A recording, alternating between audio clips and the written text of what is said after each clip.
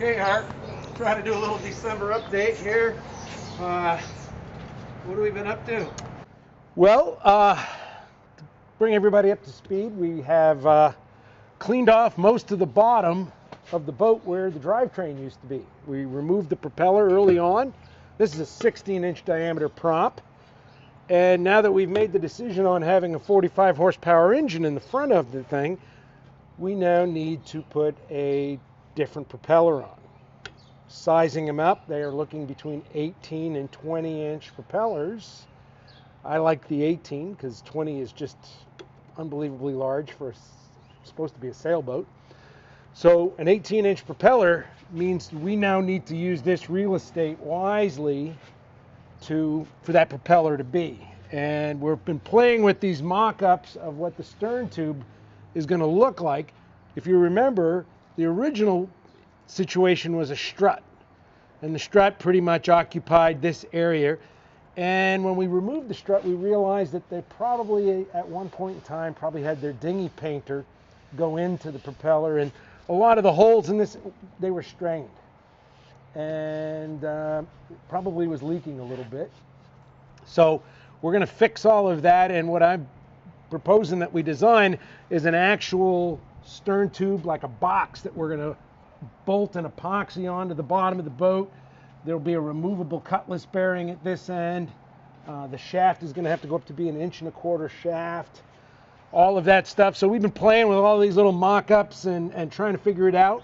And I think ultimately it's going to be a 17-degree angle here, which is only a little bit different than Bob's print. Bob had it at a 19 degrees. So we're only going to be a little bit steeper to accommodate both the propeller and our desired final location for the engine on the inside.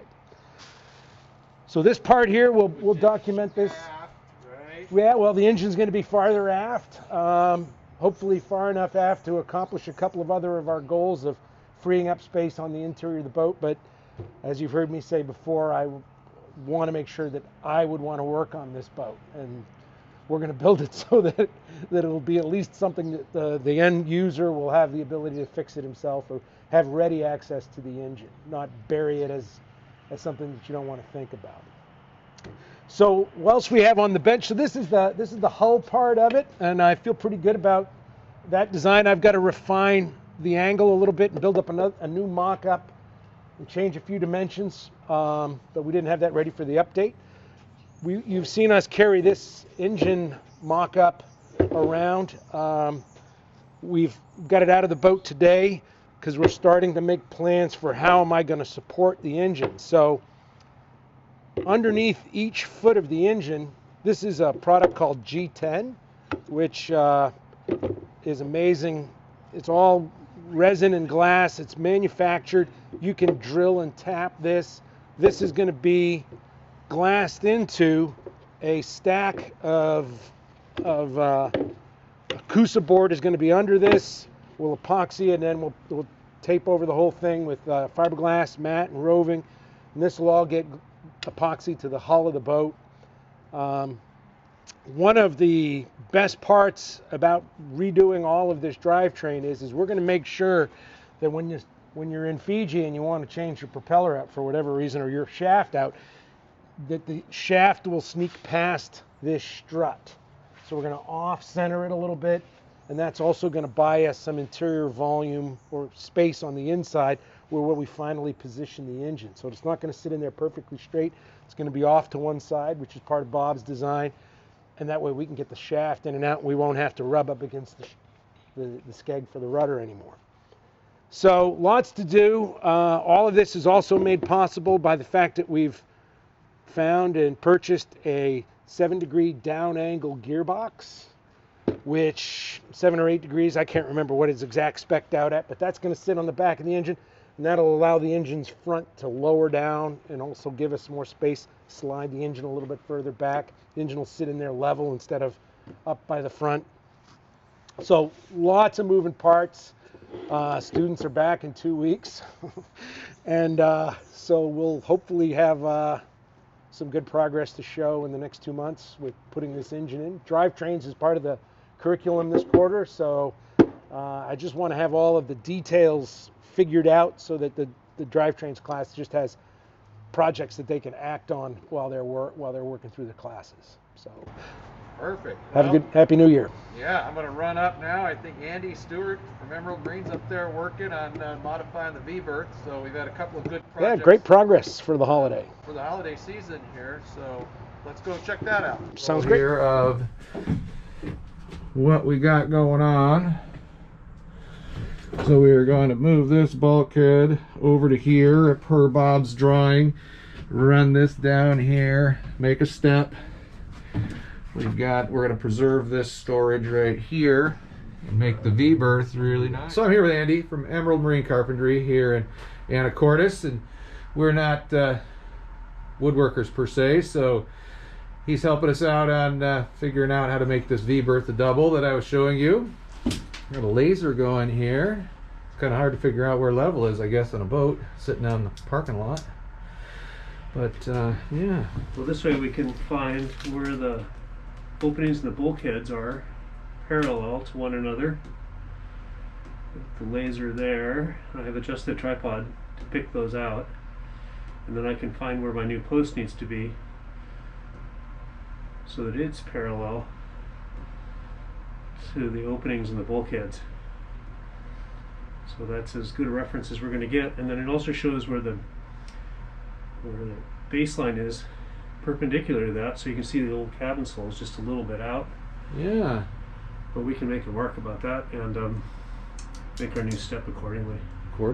Yeah, I love it. Let me check out this new. Yesterday was the day of demo, so all this old set of drawer cabinets here, and all this is out, and we got the drawing from Bob, you'll see, but this is the idea. You got the old fit off from there, and we extended this out to 48 inches, which is what the drawing called for.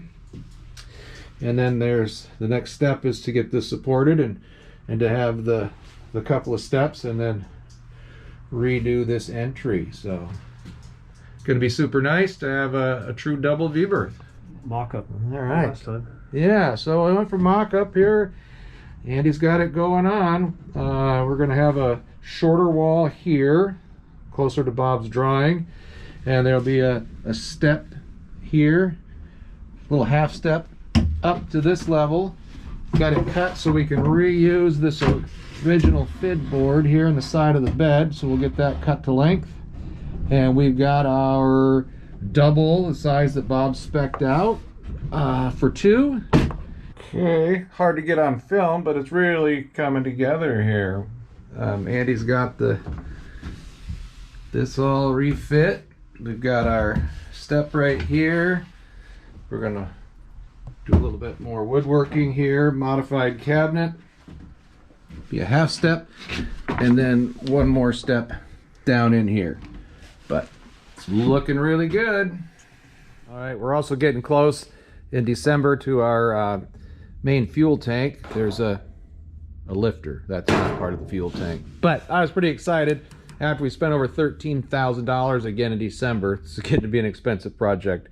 But this, probably the cheapest thing it is the cheapest thing we bought all month. So we have a 1.5 inch weld-in fitting for the fuel fill that's going to go in this new inspection plate. But we want to put in, we have our stripping port and our fuel supply and return, but while we're welding the new fill in, we wanted to add another port or two for future use. Somebody may want to add a furnace or whatever. It's just always a good idea once you get the welder here. So I ran out to Fastenal, and check this out. They know we're a school and they're a great, right?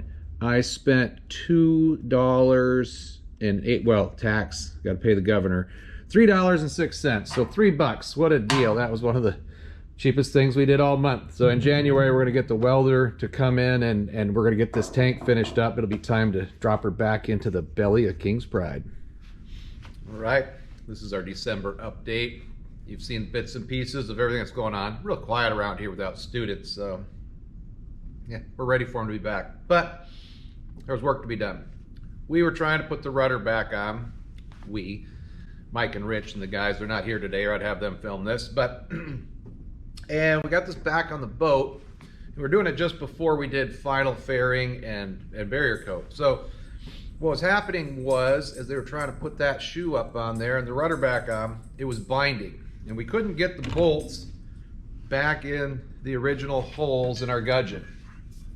And we could look through there and they just weren't lined up. And so, and by the way, we had some nice new silicon bronze bolts, fishery supplied. Yeah, because of course we had to drill and beat the old ones out. So it'll get new bolts. But at any rate, this was binding. And we couldn't figure out why, but it was, you know, it just was not right. So you back up and you look at it. Well, when Mike built this thing and we did the glass work on our inspection, there was a crack in here on this bottom little bit. We didn't know why. And so after we knew the structure was in great shape, we re-glassed it all. Mike had a straight edge up here and built it up and noticed that it was not symmetric at all in this piece right around here. One side was much thinner than the other. So we built it back up. We put layers of material back over here. There's even a layer of carbon fiber in there.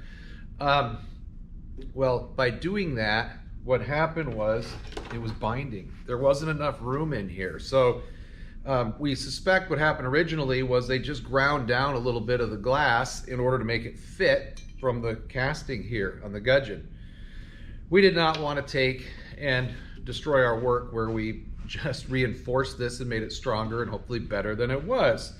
So I ran this over to Bill at our machine shop. Super nice guy. He's the one that's building our chain plates for us, and said, hey, could you squeak this in? So he did, and it now, when we put it on here, fits beautifully, and we have tolerance all the way around, so it's not going to bind, so we can actually put it back, put this gudgeon back right where it was and reattach it. So on Monday when they come back, when we have the crew, we're going to test fit it again, make sure it turns free and it's not binding and it's good to go.